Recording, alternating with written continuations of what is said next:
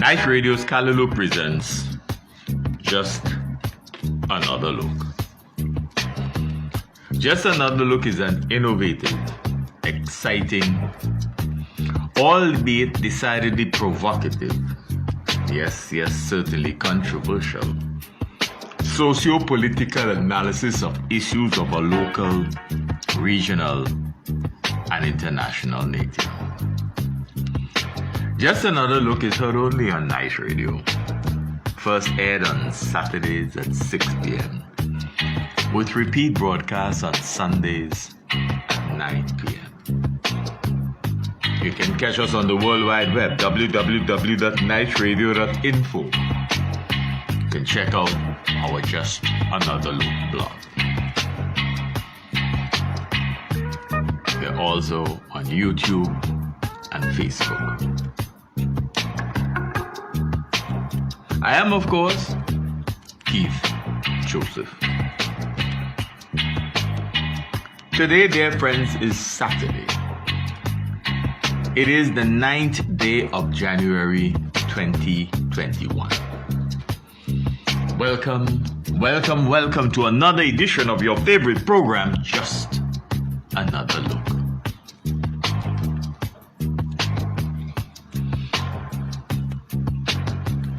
Today, dear friends, we want to talk about St. Vincent and the Grenadines' alert levels and the crass irresponsibility of the current government of St. Vincent and the Grenadines, the ULP administration. You know, in our previous edition of Just Another Look, first aired on Saturday, 2nd of January 2021,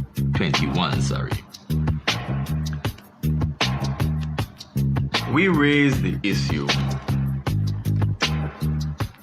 of the irresponsibility of this country's government. We were talking about the activities of the La Soufrière volcano. The people of this country who are now decidedly bothered about what is happening with La Soufrière volcano ought to be reminded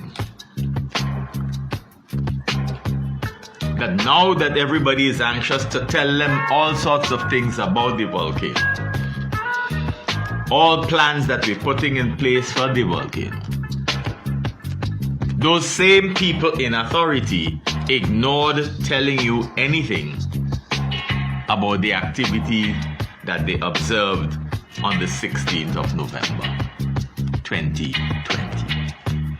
They didn't think it important enough because, of course, elections had just come, celebrations were taking place, 9 mornings coming, Christmas coming, and New Year celebration coming.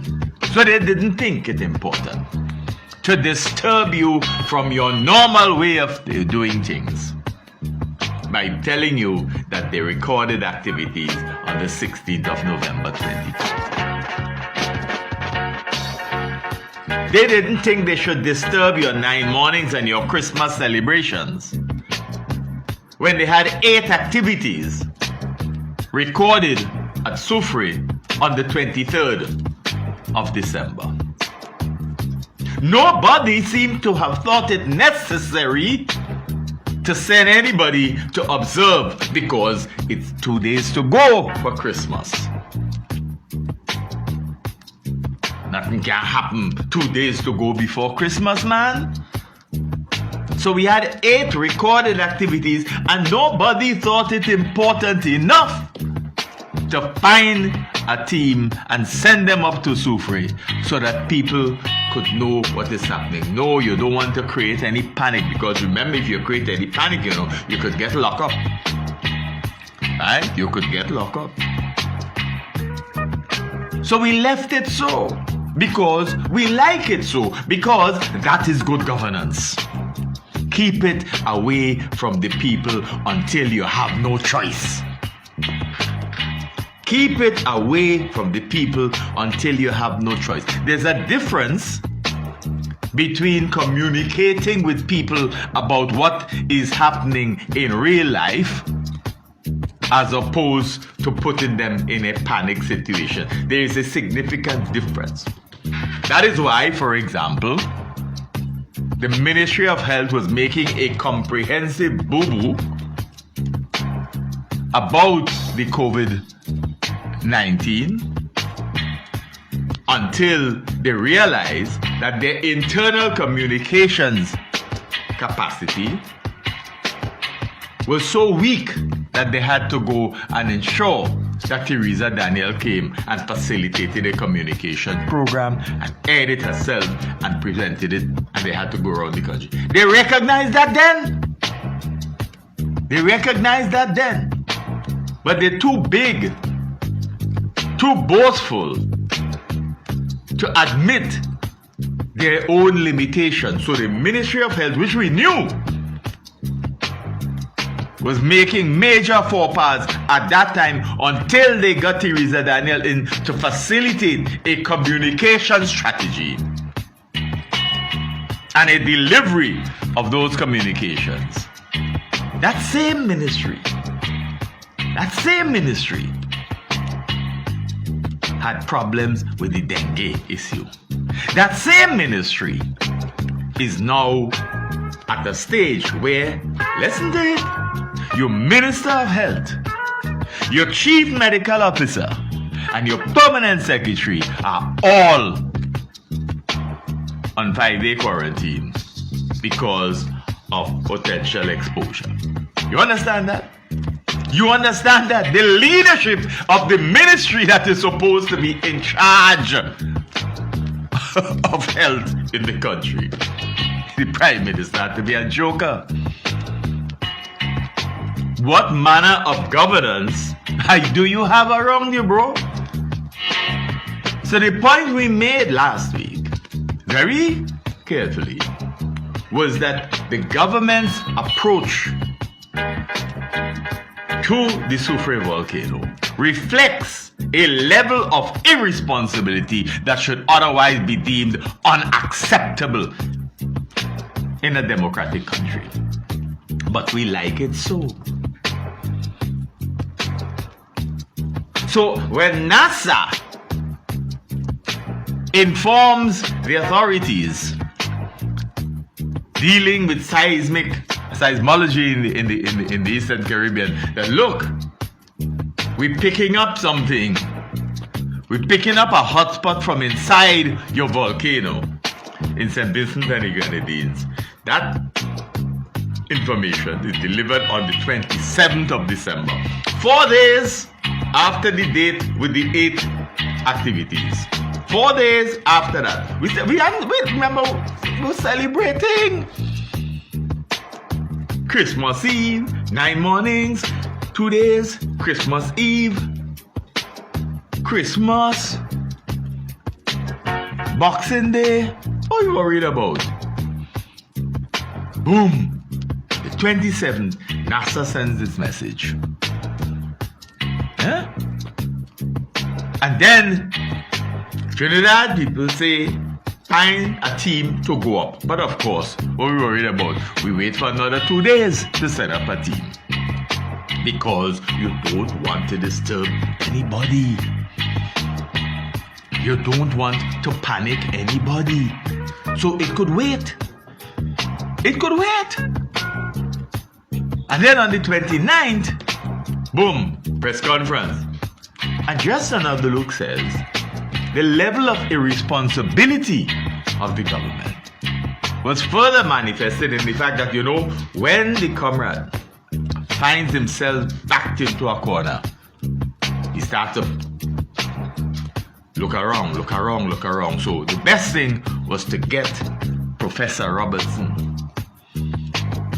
to be the one in a major press conference. So you You can't blame me this time, eh? Look, I'm talking to the people who have the authority. He suddenly remembered, apparently, that there are times when you need to let the people who are the experts do the talking.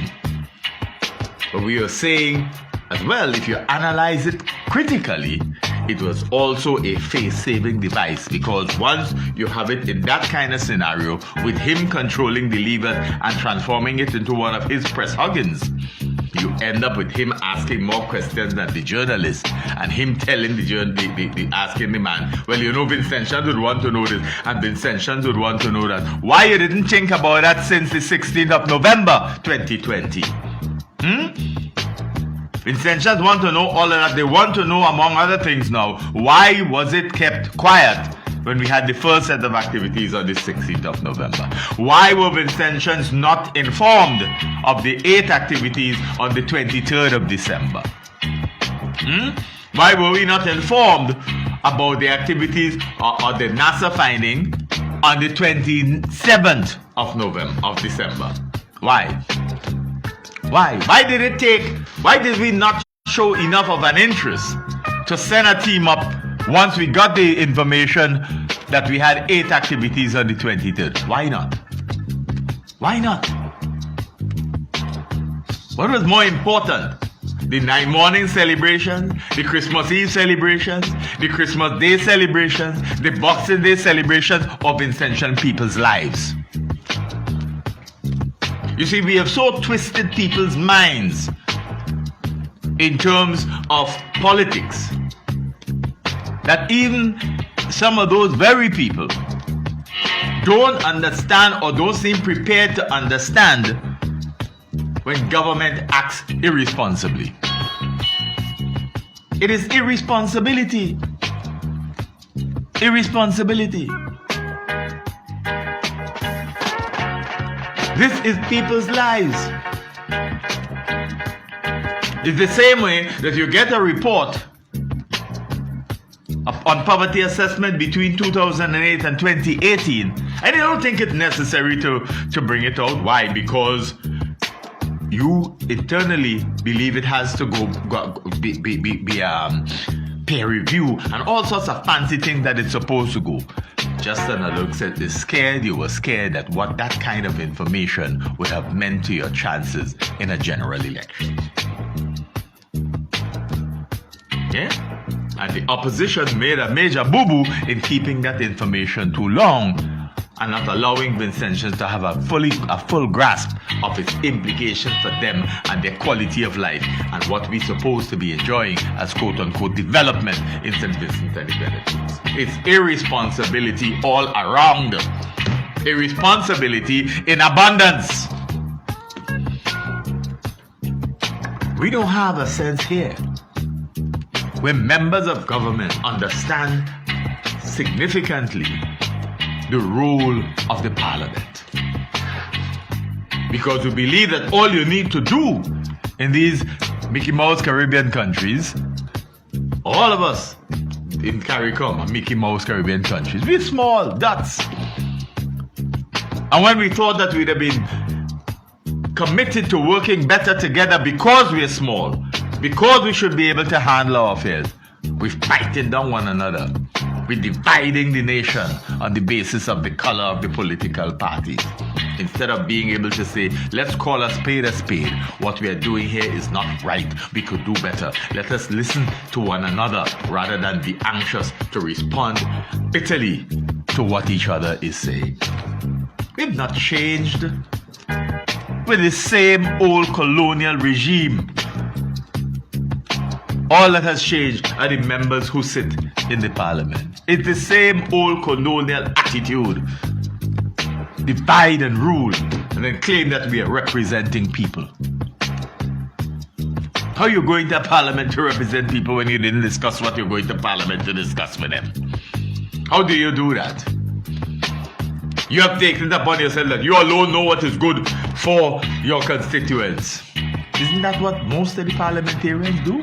They speak for and on behalf of the constituents without ever having gone to the constituents to know what you feel on this or that issue. Because we don't think the constituents bright enough All we want is to persuade them to vote for us, and then we take it from there. Isn't that what we have? Isn't that the cockamamie analysis that we have when we look at what allows somebody to consider themselves a world boss in a little 2x2 country? Something has to be wrong with us. Something has to be wrong with our understanding of development, our understanding of governance. So we came out of that whole Soufriere mess with a certain level of anxiety, because now we have monitoring stations all over the place. Now we have monitoring stations all over the place. Now we could find helicopter to do flyover in order to get a closer look at what is happening in the volcano. Yeah? Remember, it is the people of this country on social media who inform the nation that the geothermal energy project equipment was being taken out of the country. It didn't come from government first. It's the people saw it moving and they told us. Same thing on the morning of the 29th. The people in the area used the social media to start telling people, look what's happening with Soufriere. Look what's happening with Soufriere. Then they find it necessary to call this, to call that, to call the other. Then we're finding out about the 16th of November. Then we're finding out about the 23rd of December. Then we're finding out about the NASA issue on the 27th of December. That is governance. Now the country is on alert because thanks to Mama Soufriere, we are at a stage of orange, the second highest. After that is red. But you see, our single-minded approach to governance, our belief that only one individual can tell us what is best and he can do everything because he could get the airport made and he could get this done, he could get that done, etc., etc. Well, he put the nation's most expensive medical facility in the red zone. And when he was warned about that, nobody think, man, the world boss knows his best. What are you worried about? Now that we're on orange alert, one of the places that will have to be evacuated is one of our most expensive and consequently one of our most needed medical facilities because it is in the red zone. Tremendous leadership, isn't it? That's a world boss for you. That's a world boss. Ain't nobody on his side that is critical of that. Ain't nobody on his side saying to the parliament, well, we think we made a faux pas there. You can't do that because it's the world boss put it there. Yeah? World boss put it there. And take almost as long as it took to build the airport to build that facility in the red zone. So when we're talking to people, and Nemo going around to talk to people in the red zone about possible evacuation, etc., we can't tell anybody you're going into the hospital up in Georgetown. You have to be leaving there and going someplace else because it is in the red zone. The red zone, of course, being the area that is subjected to danger. Nice, huh? Nice. We don't want to sit down and discuss that. We don't want as a nation to say that we've made mistakes and that we ought to be in a position to do significantly better. Because we are fearful that if you are criticized, you will be called names, you will be chastised, you will hear all sorts of things about you on one platform after another. That is St. Vincent and the Grenadines today. That is what we have become. When the Vincentian who heads The Caribbean Court of Justice has to tell you how careful he has to be when he comes home to visit family. Because he's now aware of how sensitive people are to colors. Maybe he has to be clear what clothing he wears when he's moving about the country. That is to tell you how sick a society we have come. How sick a society we have. When you see people who doing road works, cleaning the sides of the road for a little pittance, have to wear party political colors in order to display loyalty, you realize how sick our society has become. That is the level of political socialization that has emerged out of nearly 20 years of ULP leadership. Everybody seems to have an understanding that if you want a job under the administration, you have to play the party game. You have to identify with the colors. And you have to suck up to those who are empowered or who believe they're more empowered than others. That is what our society has become. That is what we have become. So you're looking at the Vincentian society today, bothered decidedly and appropriately so about what may happen at Soufriere. What dangers portend? Huh? We are at orange level. And we pray Almighty God that we are spared the worst. And that in the midst of whatever may happen, that no danger may come to the people of this country, particularly those in the red zone, and to facilities to which we have committed millions of dollars, and which unfortunately we located in an area that is itself significantly endangered. We pray God to watch over us. But you know, we want to go further into highlighting the significant irresponsibility of the current administration. Because you see, while we have been told that the nation's Soufriere threat stands at orange level, the second highest level, we have not been given a rating for the COVID pandemic alert in this country. There is a COVID-19 alert in the country. But we're not told what is the level. Is it red? Is it orange? Is it green? Where is it? Nobody wants to say. Nobody wants to say. The level of irresponsibility of the government of this country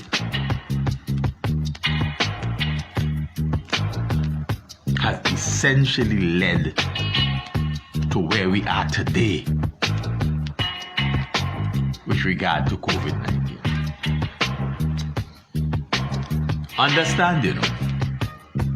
Understand how we boasted of how well we were doing, and you had Travis and a number of other people using social media to tell you, hello folks, we are not doing as well as we say we are.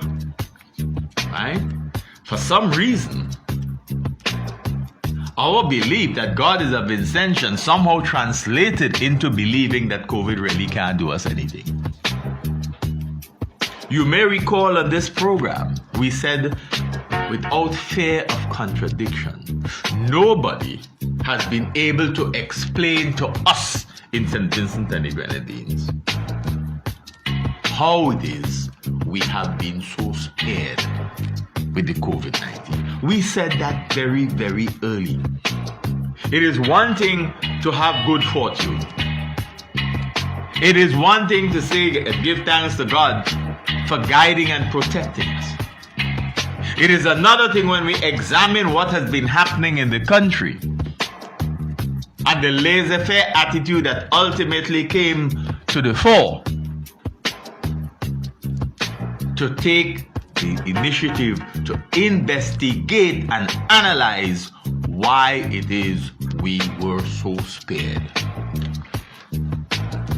Having not done that kind of research, having thumped our chest and patted our backs into how well we have done. When others wanted us to do this, we didn't do that. When others wanted us to, we didn't do that. When others tell us close down, we didn't do that. Man, where are we today? Where are we today, folks? Where are we today? Several months later, we are experiencing growth in numbers every single day without being adequately able to explain what has given rise to this. Just like Sufri, we wait till it gets to the worst point to come with truth, to come with investigation. We said we were dissatisfied. Just another look at that from the very beginning and throughout the process. We could not be satisfied with what we were being told by the Prime Minister, the Minister of Health, the Chief Medical Officer, the whole shebang. We said we were not satisfied. Now you understand why we ought never to have been satisfied. We allowed the kettle to overboil, overflow, and we are now reaping a bitter harvest. Many of our media houses were highly irresponsible just as well because of the anxiety to kowtow to the political leadership. Now the political leadership is in retreat. The political leadership cannot tell the nation how the entire leadership, the leadership core of the Ministry of Health, which is supposed to be responsible for the health and well-being of the people of this country, are themselves in some form of quarantine. And you're telling me it's out of an abundance of caution. Yes, that may be so. And they're working from home. That may be so. They were supposed to be responsible, along with the rest of government, for keeping us safe. And they cannot explain to us in detail what is happening around us. People are running scared. When are you going to tell them? When are you going to tell them what you're going to tell them? So the question that must be on Vincentian's mind is why you can tell us the level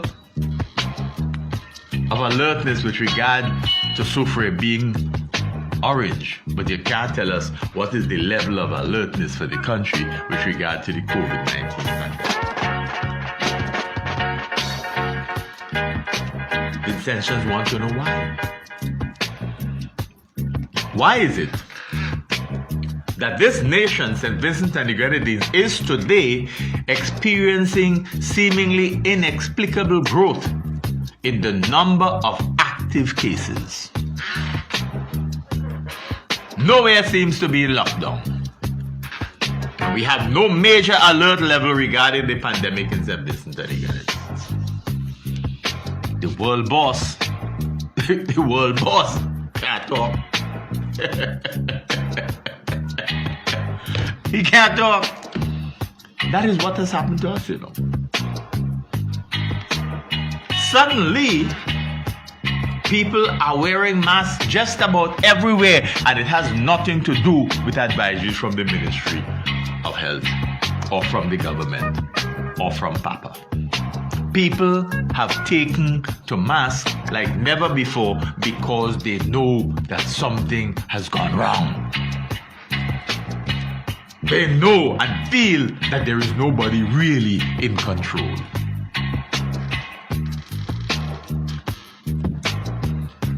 That is the problem that they have.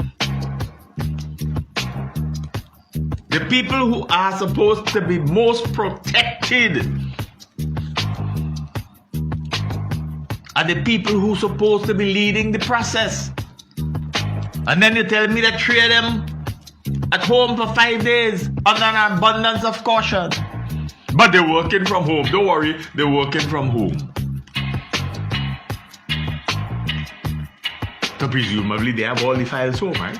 They have everything home. Or maybe they have everything online.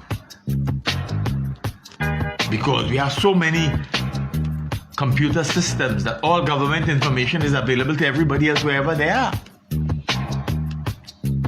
You understand what we're talking about? Look around this country and see the extent to which people have found their ways to buying and wearing masks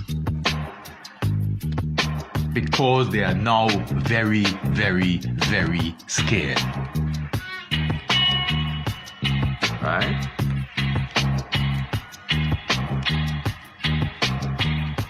But before we venture any further in this week's program, we want to refer to the Minister of Finance in this country speaking in April 2020. This is what Camilo Gonzalez told Parliament in April 2020, and we quote, "Let us be clear. We do not have the ability or the money to heal the sick or to make every person whole or to bail out every business or to fully jumpstart the economy." April 2020. Let us be clear. We do not have the ability or the money to heal the sick or to make every person whole or to bail out every business or to fully jumpstart the economy. And he went on, we quote, "As a small country with limited resources, we have to make difficult decisions about how to apportion money among our healthcare, bailout, and stimulus goals." End of quote. That was in April 2020.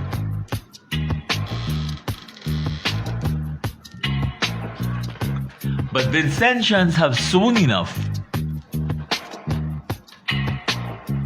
come to a recognition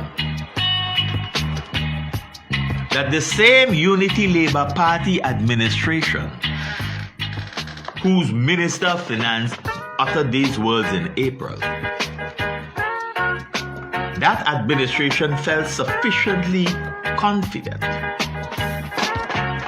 that in the midst of a pandemic,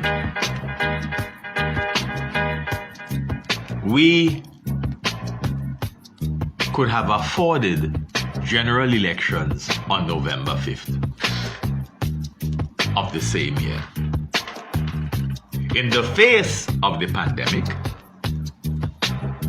and the administration proceeded to expend significant financial resources on an election campaign that left no one in doubt as to the expanse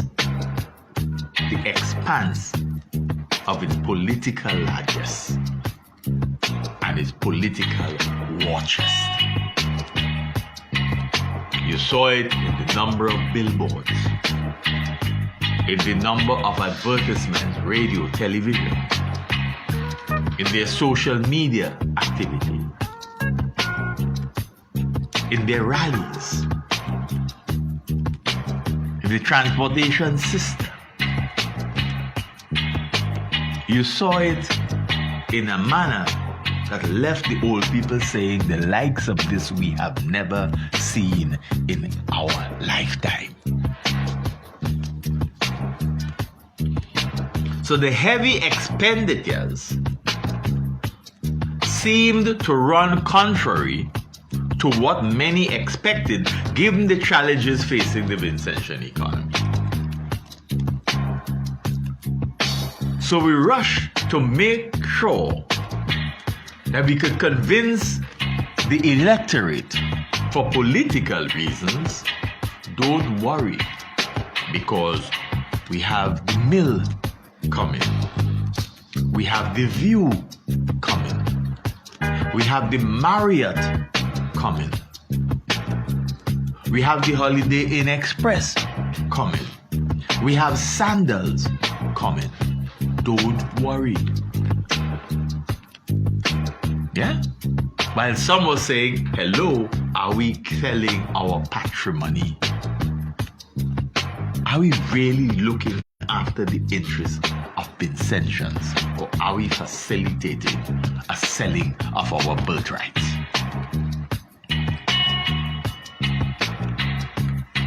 So in April, we were saying we didn't have the capacity, the resources. But in November, we were showing that we had access to so much resources that people ought not to worry themselves. Ask the people who received assistance whether they really believe that we were in any sort of economic crisis. So the behavior of the same administration and the ruling regime in the lead up to the November elections may have left those who had time and were willing to apply their critical thinking skills being decidedly bothered as to how this behavior in October, November of 2020 compared with what we were being told in April of the same 2020, several months before. Yeah? But we forgot that since April 2020, the warning signs of the negative impact COVID-19 would have on our society and our economy were clearly evident. However, the government appears to have fallen in line with the traditional thinking that God must be a Vincentian.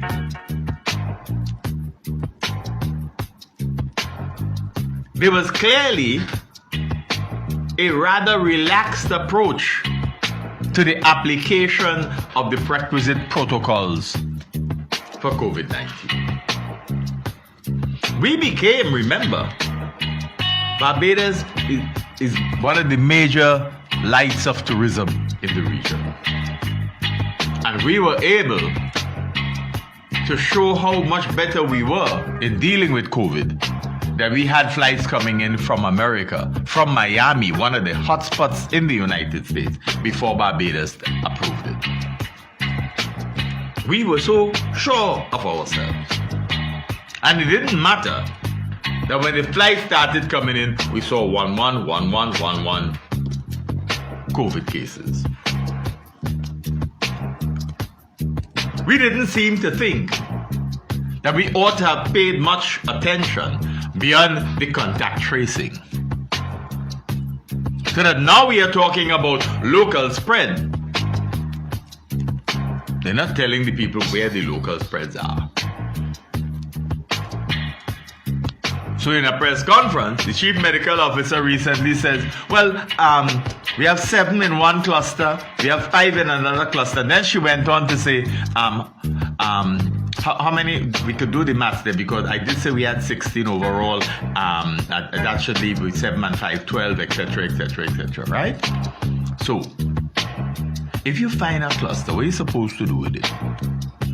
You're not supposed to shut down that area. If you find a department of government riddled with COVID, I'm not saying that you do, I'm saying if for example, such a thing would happen, you close down that unit because you want to contain it, right? But we, as a small nation, have allowed things to mushroom to the point where people are now literally scared. You see more people wearing masks now, not as a result of any initiative undertaken by the Ministry of Health. but because they know what is happening around them. And very often, they are telling you of the latest cases before you're officially told. So before you know of the 5 police officers and the 2 health ministry officials and the leadership of the Ministry of Health, the people had already known that. It was all over the place.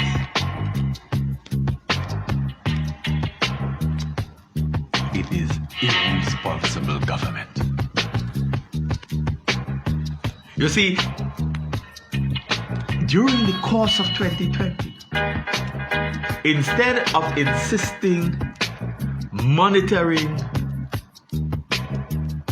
and addressing strict adherence to the health protocols, we had significant relaxation on the very protocols that we were supposed to have had in place.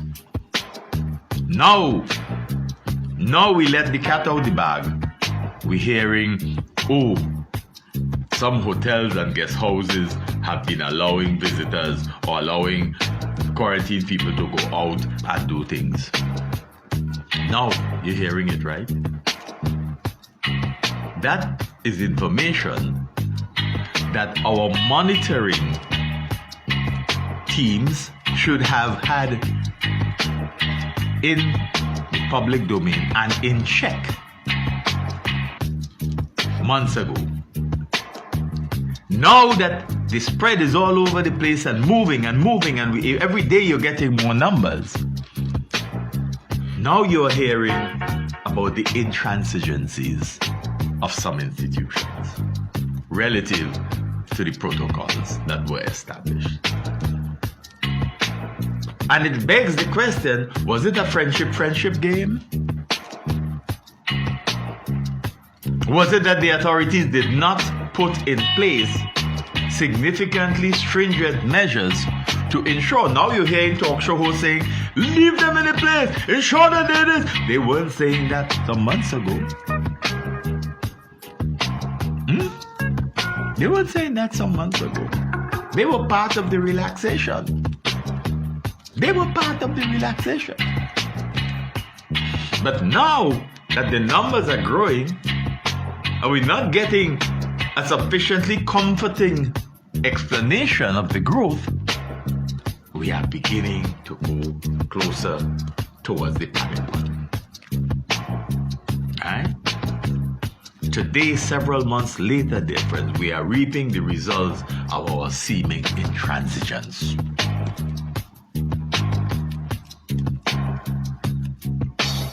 We are seeing the results and reaping the results of our seeming irresponsibility.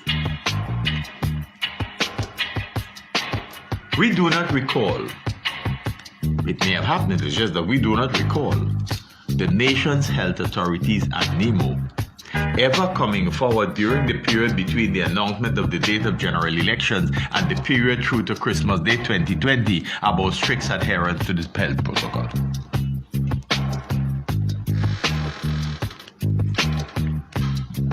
Because we allowed everything to go back to normal.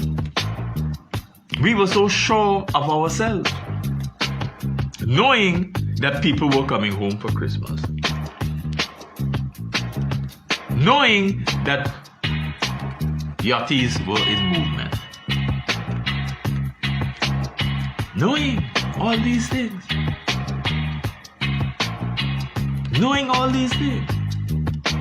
then suddenly, without warning, you hear, they closed down Union Island.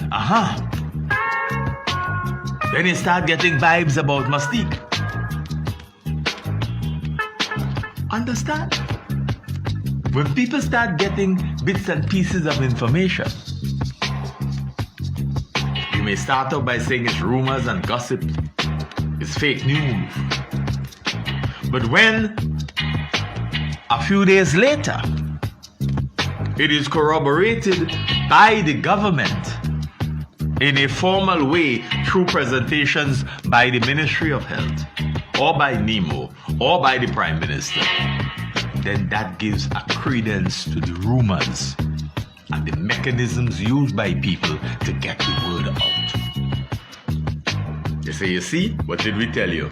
They've been hiding it from you. You don't, as a government, a responsible government, allow yourself to fall into that kind of trouble.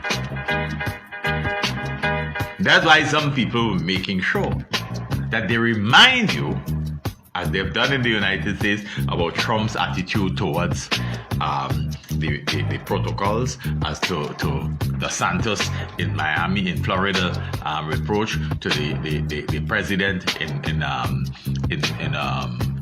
Brazil, to the president in Mexico, etc. Yeah? People wondered here about our government's approach, particularly our ministers of government. When one expected, you watched President-elect Biden and Kamala Harris and how they have treated the health protocols with the respect that they deserve throughout their campaigns. When people were laughing at them, and Trump was laughing at them, they stayed the course because they wanted to be able to display a level of responsible leadership in stark contrast to what was being displayed by the leadership, the actual elected leadership of the country at the time. In St. Vincent and the Grenadines, you were not so fortunate.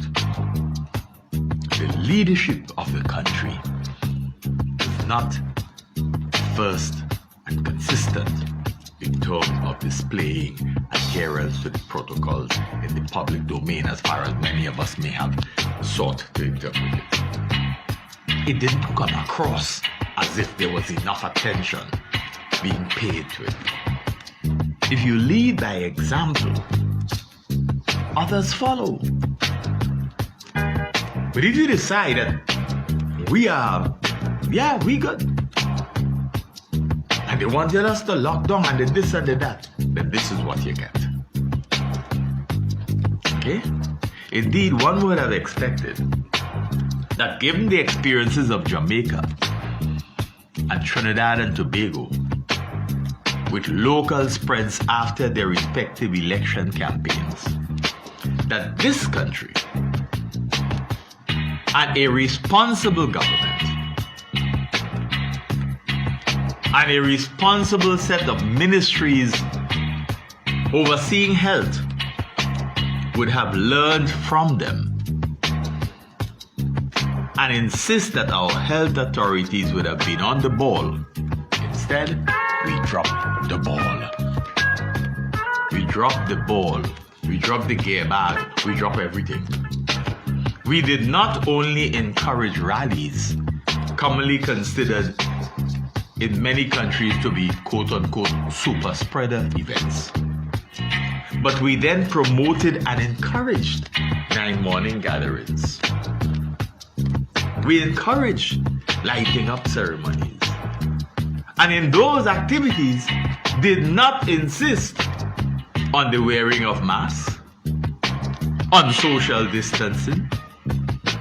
It is as if for the Christmas period, everything with regard to health protocols, except for those who were supposed to be in quarantine, and we're hearing now that some of them didn't even stay in quarantine, right?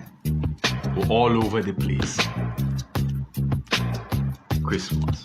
We watched it on television with regard to the United States and what happened with rallies. We saw what happened with regard to the celebration of their Thanksgiving. And many are looking at what would have happened after those who went to family gatherings at Christmas. We didn't seem to be paying any attention. And we asked, for example, did anybody in health caution any of the political parties about the election campaign rallies being super spreader events? Did anybody? Did anybody in health and NEMO insist on wearing of masks and social distancing during the election campaign? Did they? Look at the so-called religious rally at the E.T. Joshua Airport. You know, in respect of the conduct of the elections, both political parties have to bear a level of responsibility for their irresponsibility relative to the health protocols. No one seemed to have taken the time to remember that COVID-19 was still very much alive and well all across the globe. And now, you have a UK strain that is far more contagious than the original. You have a South African strain that appears to be raising a number of concerns. Of course, these are the customary things with viruses, new viruses. They mutate, new variants emerge.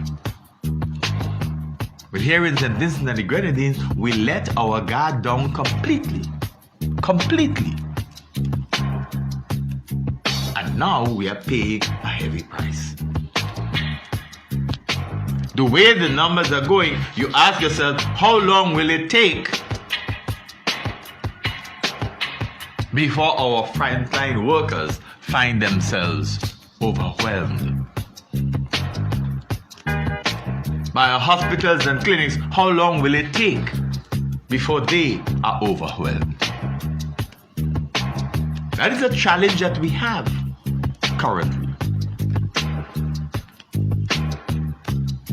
No one seemed to have taken the time to remember that COVID-19 was still alive. And this included our politicians. It included some of our religious leaders. And it appeared to have included, even in some cases, apparently, the Ministry of Health. But things have suddenly begun to turn sour. Now, no one is anxious to claim responsibility. But that is a familiar feature of ULP governance. Nobody claims responsibility. That is an all too familiar approach. We know that. We know that that has been happening. Suddenly, St. Vincent and the Grenadines has shifted gear into what can only be considered a mere panic mode. Over the past week, this country has essentially been turned on its head with a series of actions at the governmental level that at once generated confusion while perhaps reflecting further incompetence, if not total irresponsibility. The old people say, what is hidden will eventually come to light. And that is just what is happening in our country today. An amazing revelation of truth a la COVID-19. Yeah?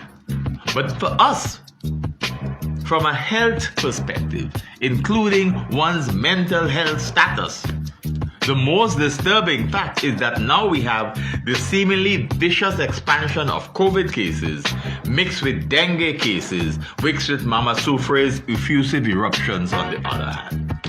What a cocktail. What a disturbing cocktail. People are worried. People are worried. In the recent past, we have heard of the gradual growth in the number of new cases of persons in this country contracting the virus. In the last week, every day, you've been hearing about new cases. Almost every day. And the opposition is now saying that the government doesn't seem to have a COVID crisis plan.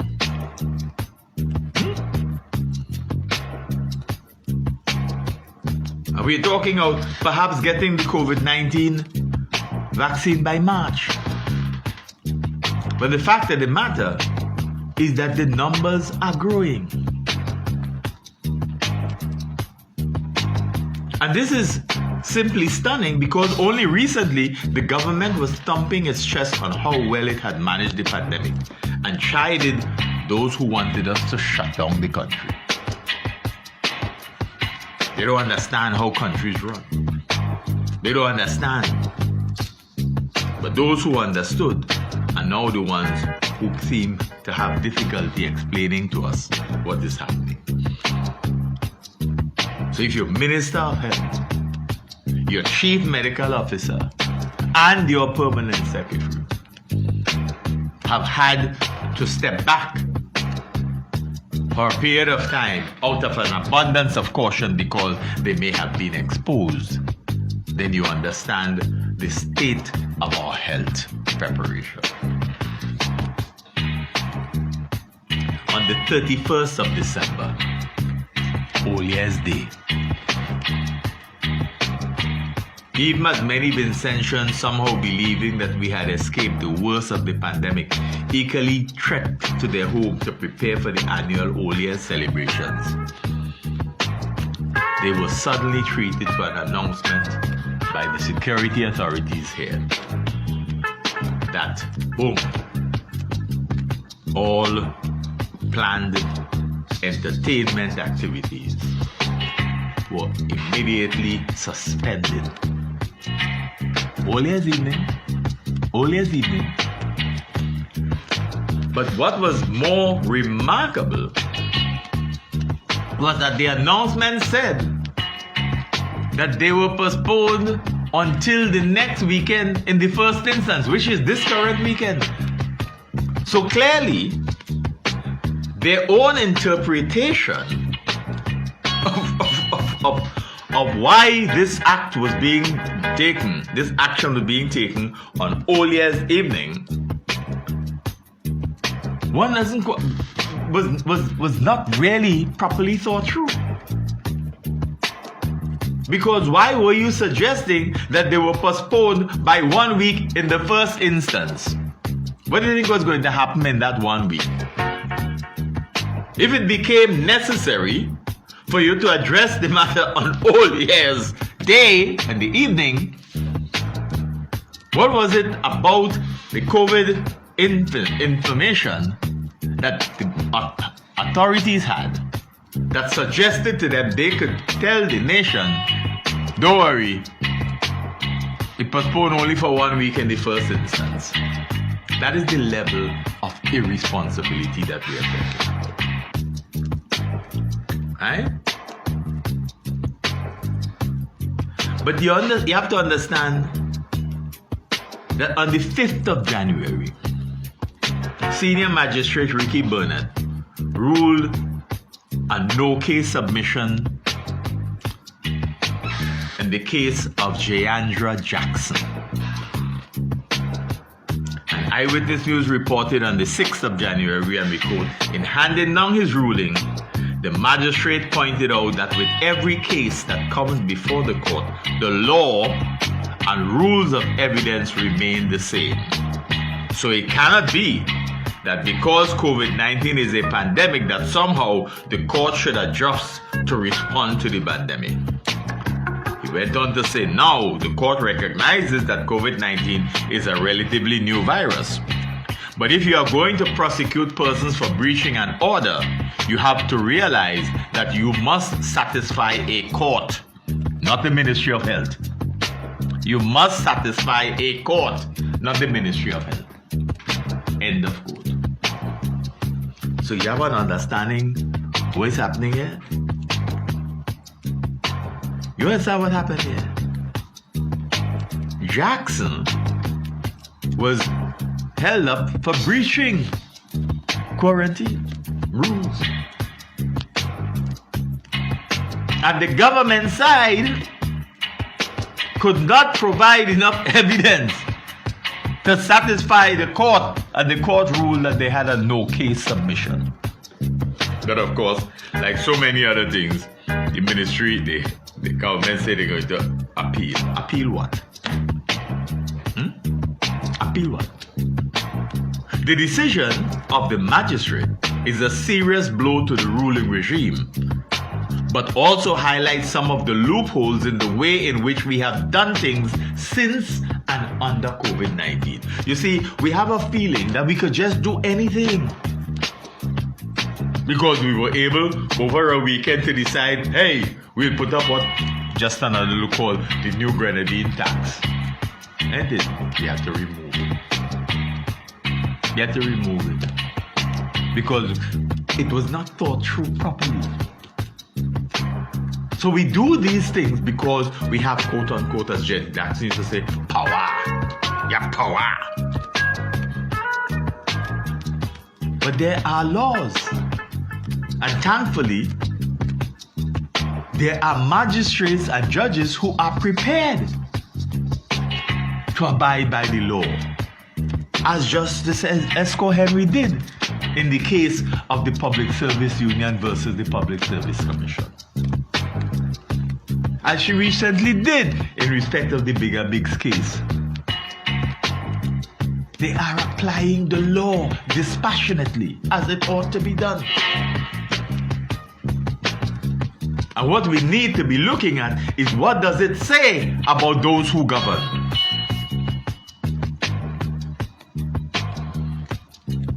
You see, if they appeal this latest ruling on the no-case submission, it would be out of shame. Yeah? They said they were going to appeal the decision of Justice Esco Henry in respect of Public Service Union versus Public Service Commission. But the appeal taken so long, it looked as though they're waiting for the people to retire. The fact is that in the recent past, we seem to have lost any control over the handling of the pandemic insofar as preventive measures are concerned. Not curative, preventive measures. You know, it's interesting.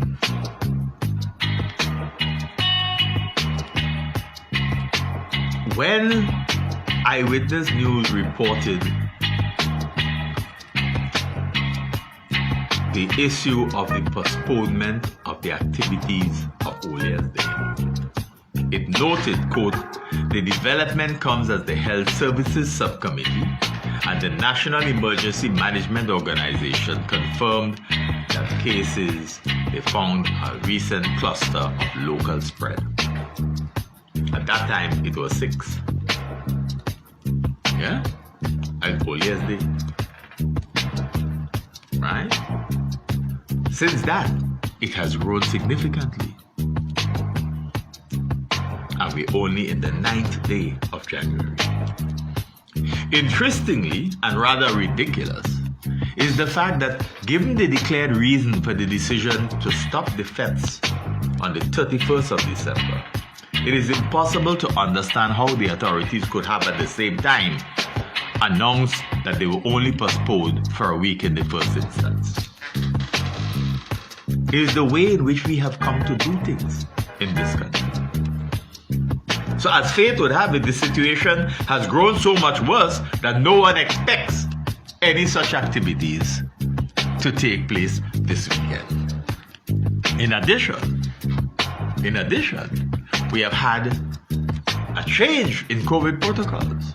So whereas up until earlier this week, they were announcing that outside activities, a maximum of 400, inside activities, a maximum of 200, they have now come down. Outdoor activities, a maximum of 20. So you understand, that is acting after the fact, what we call adhocracy. Ad hoc, after the fact. We're trying to bolt the door after the horses have left the stable. It is a sign of lack of appropriate control. It is a sign of irresponsible governance.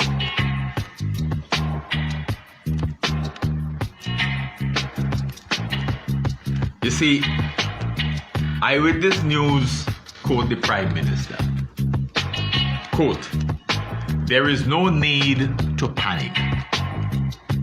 We ramp up when it is necessary and desirable to ramp up.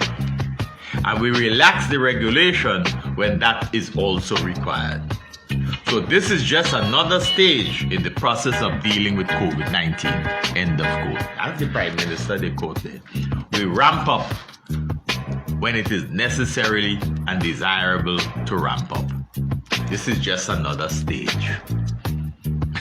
Listeners must understand for themselves and make a judgment call as whether that statement is responsible governance and responsible leadership. You know, it is as if you're on a sinking ship and people are approaching a point of panic, and the captain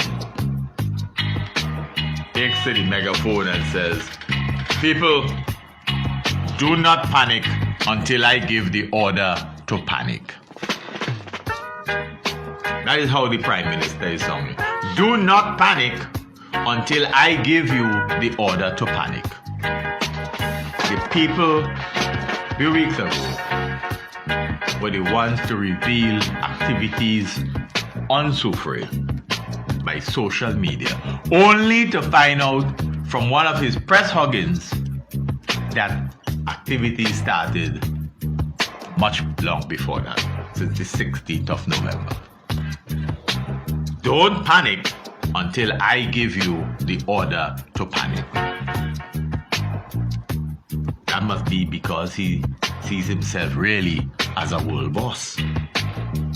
You know. On the 4th of January, Eyewitness News says, quote, 5 more adult Vincentians without a recent travel history have tested positive for COVID-19, bringing to 12 the number of such cases detected since last week. Yeah. One of the new cases is linked to the December 28, 2020 cluster, according to a press statement from NEMO. And then we are told by NEMO, quote, the remainder continues to be investigated. Contact tracing, linking, and testing related to these new cases are ongoing. Since then, dear friends, we have the head of police, the commissioner. We have his assistant or deputy. They too have gone home on COVID. But of course, don't panic because they are working from home. Right? Eyewitness News in a story dated 6 January. Stated, quote, at a press conference in Kingston on Tuesday, Chief Medical Officer Dr. Simone Kiza Bichanon that an additional 4 local cases had been confirmed overnight, bringing the total to 60. And these local cases, which began emerging on December 28th, are among persons with no recent travel history. So, dear listeners, the Vincentian populace have suddenly come to an understanding that wearing masks is now an imperative. And it's not because the Prime Minister tells we ramp up. The numbers that have been growing since the last week in December should have necessitated a change in the protocols before this week. The changes have come in the latter part of this week. Old people say too late shall be the cry.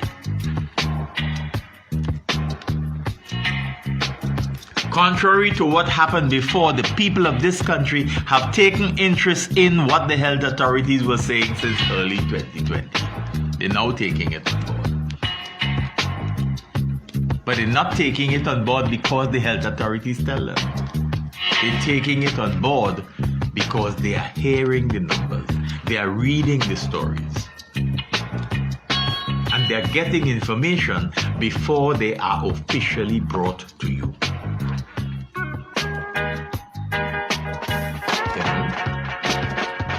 But let us deal with another aspect to this, and it has to do with education.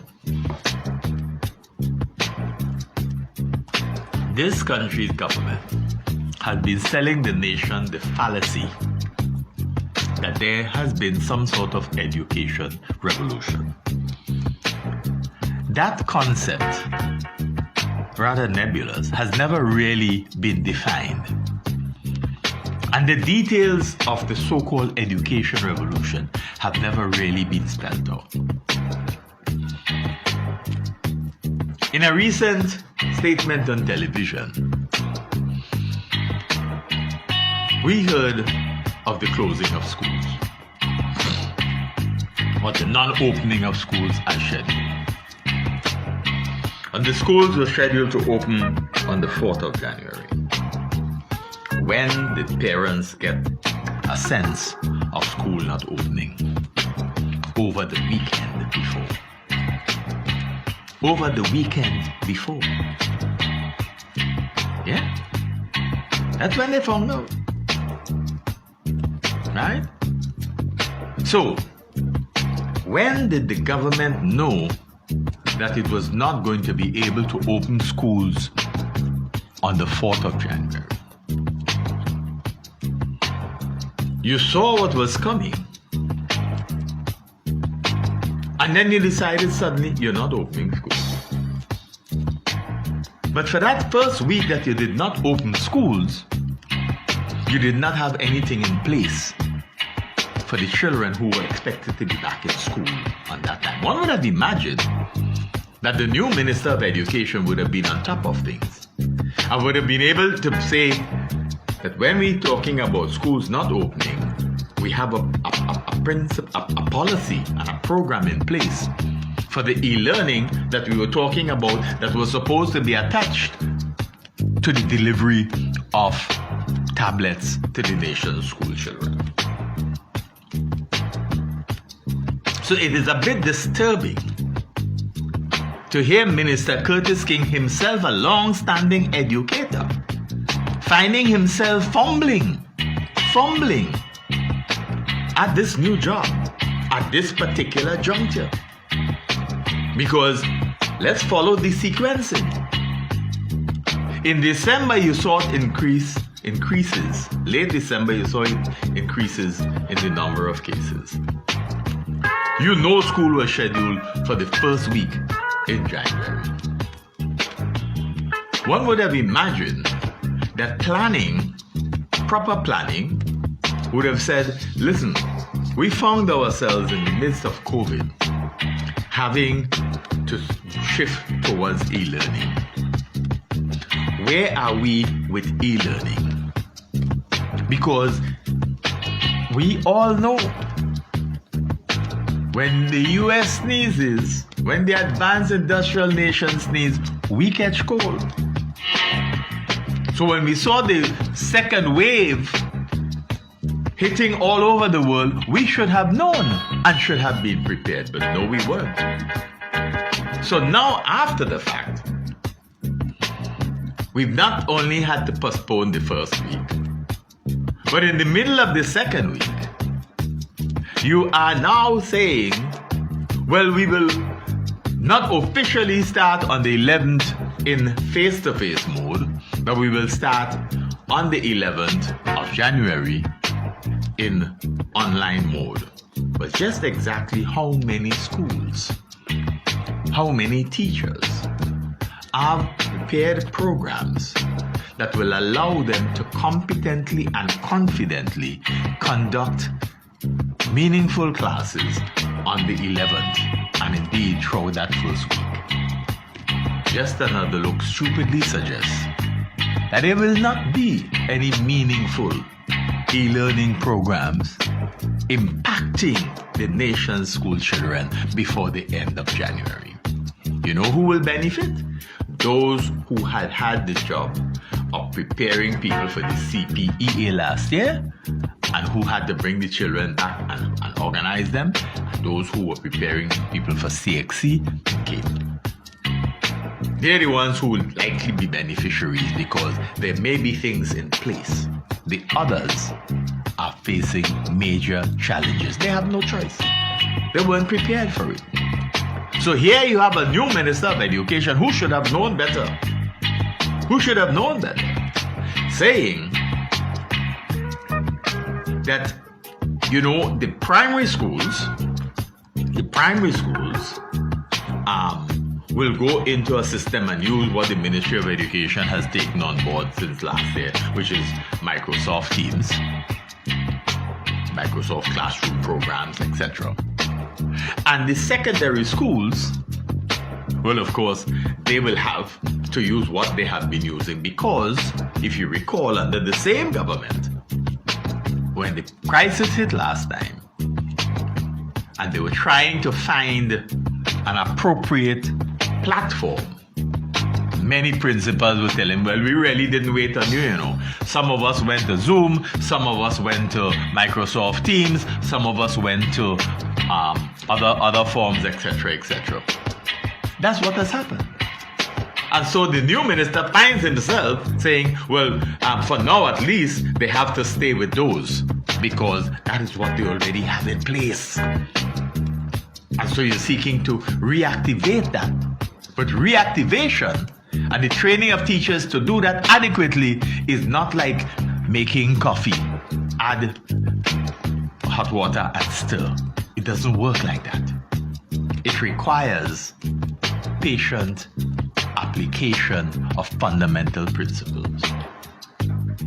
So what we have done is that while we have been talking all this mumbo jumbo about loss of instructional time, the same administration does not recall, or doesn't appear to recall, that at the beginning of the academic school year, the then Minister of Education, now Minister of Health, Jimmy Prince, had announced that, yes, they were preparing for the opening of school and things would have started at a particular time. Then when they talked about opening it, and Travis and others and the teachers union and so on revealed the truth via social media and going public, hey, they had to pull back. So we lost two weeks at the beginning of the academic year.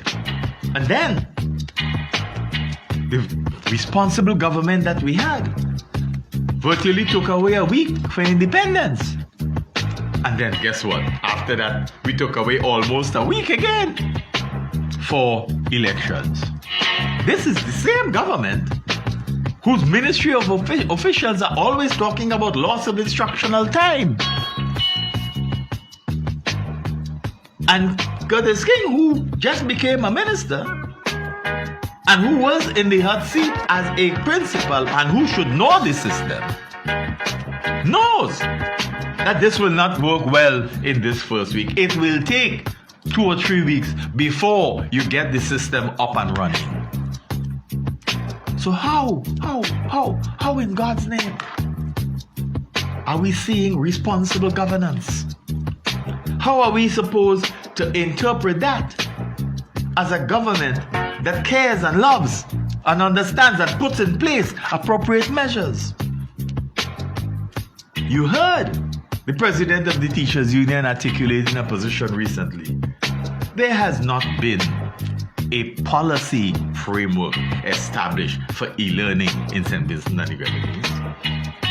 Instead of seizing the opportunity afforded us, unfortunately, by the unfortunate incidents of COVID-19 that compelled us to cut short face-to-face classes in 2020 towards the end of the second and third terms of the previous academic year.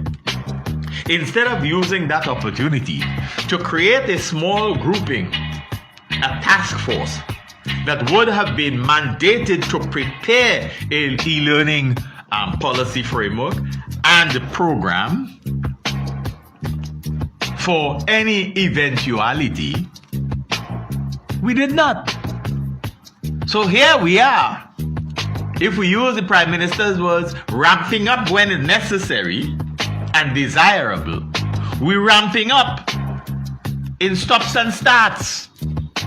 We're not ramping up in terms of any significantly thought through policy and program or even framework, we are operating ad hoc after the fact. The crisis has re-emerged. Everybody around the world know that it ain't gone. We seem to have thought that it's gone.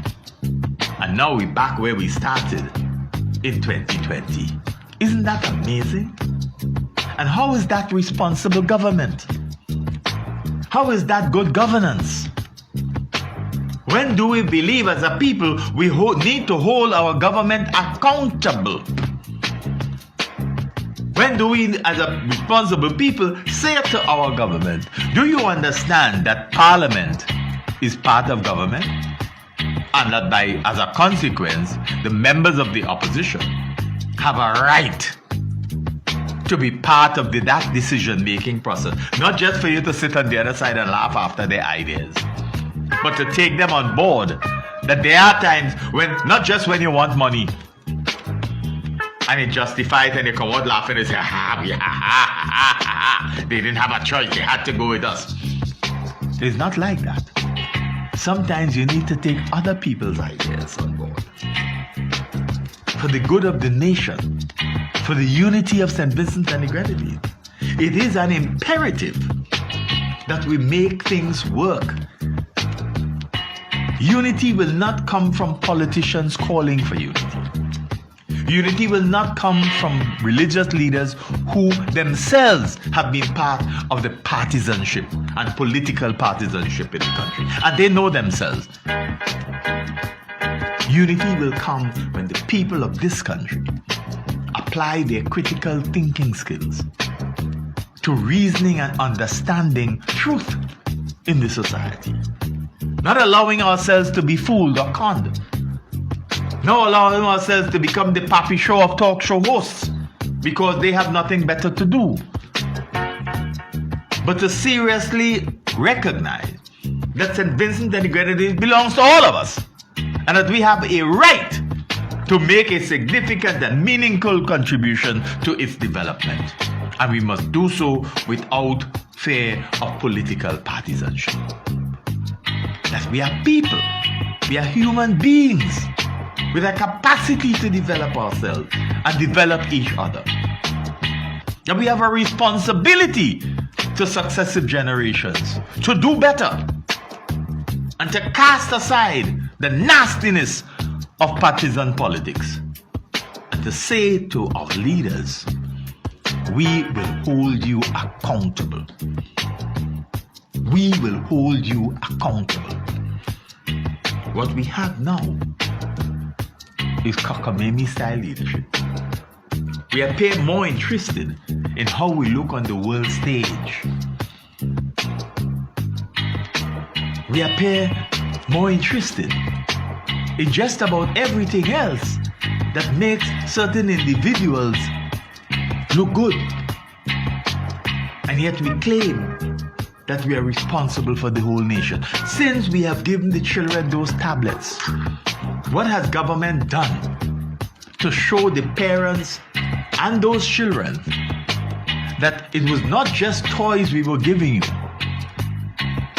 but we were putting in place programs that will allow us to engage in meaningful e-learning that promotes the constructivist approach to education development, which is student-centered, not talk and chalk.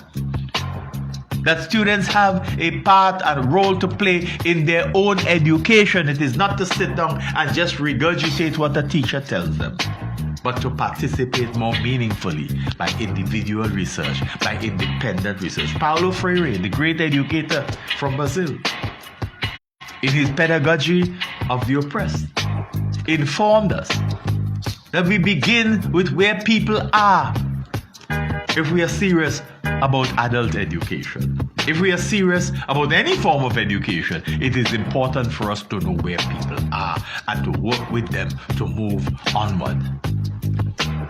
But for the most part, our education system still insists that we are the ones that have all the information, and we come in and we go drill it in you, and all you need to do is regurgitate it. And then we boast as to how many subjects people get. That's not education, my friends. Education is the capacity to take information and to be able to apply it to enhance one's quality of life and one's personal and collective development. We need to be able to do better as a people. We need to understand what constitutes love and what constitutes nation building. And to tell the politicians, stop giving us this garbage, that you love us and you will do what is best for us. How could you do that without involving us and asking us what really are our needs? We need to stop falling for the government galvanized steel and cement, much of which is given to the same people on a regular basis, because we believe that they can help us win votes. We have a trilogy of issues: COVID-19, dengue, and Mama Sufre. All at once. A trilogy of issues that have the capacity to destroy everything that we have put together. And yet in the face of it, we are getting the same old mamagism from those who lead us. We need to demand more.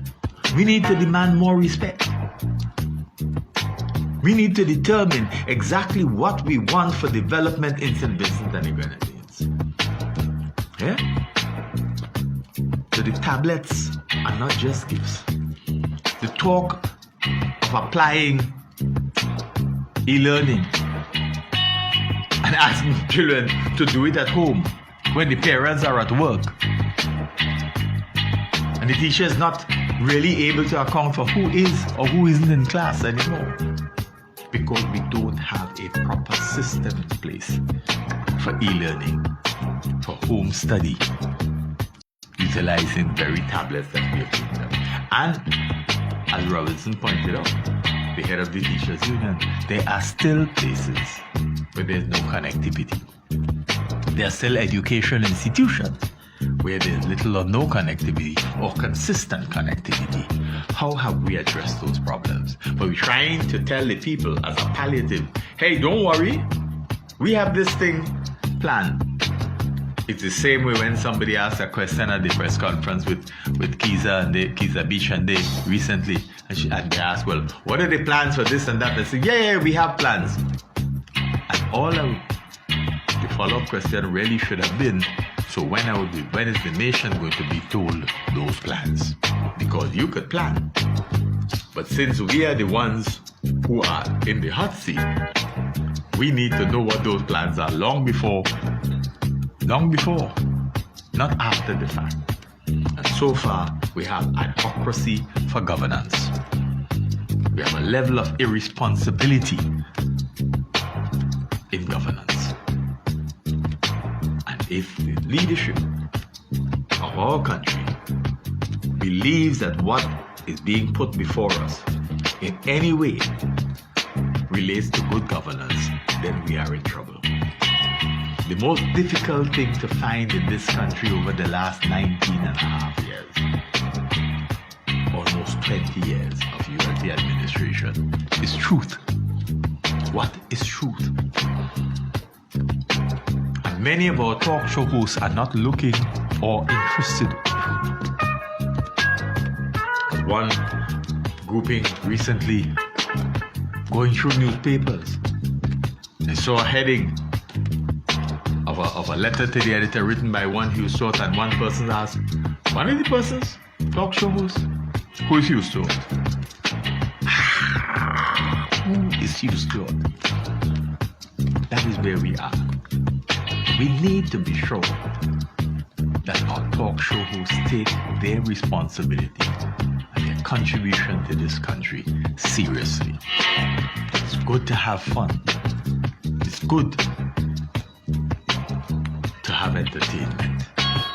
But we also need to know that there's a time when a level of seriousness is required because the situation demands it. Enough said. You know, dear friends, we always keep on board the issue of where we are with those matters of disappearing planes, etc. And we keep telling you about them because they disturb us and they must disturb you if you are serious about retention life. So we want to remind you that in this country, we have had 2 planes disappear just inside 4 years. Okay?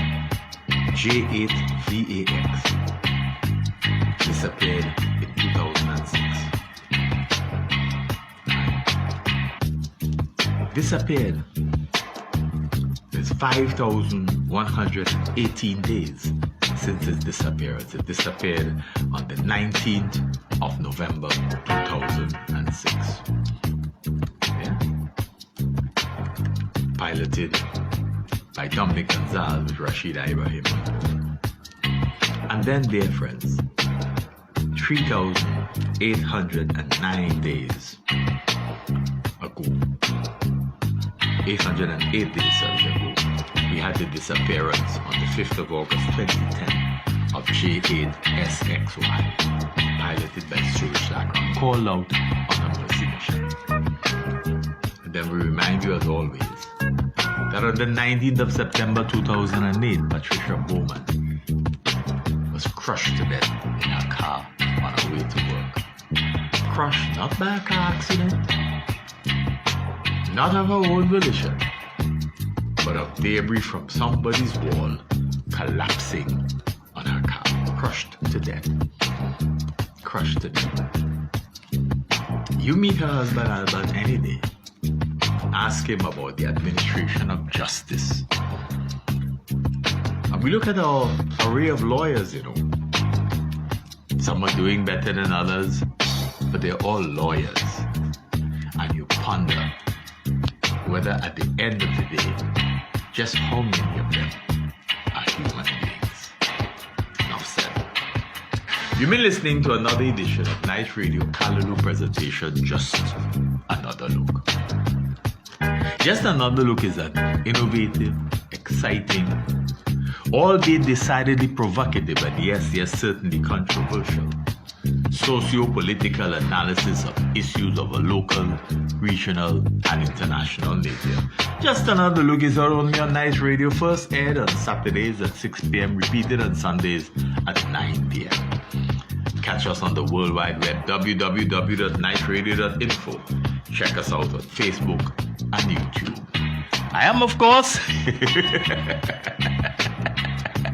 Keith Joseph.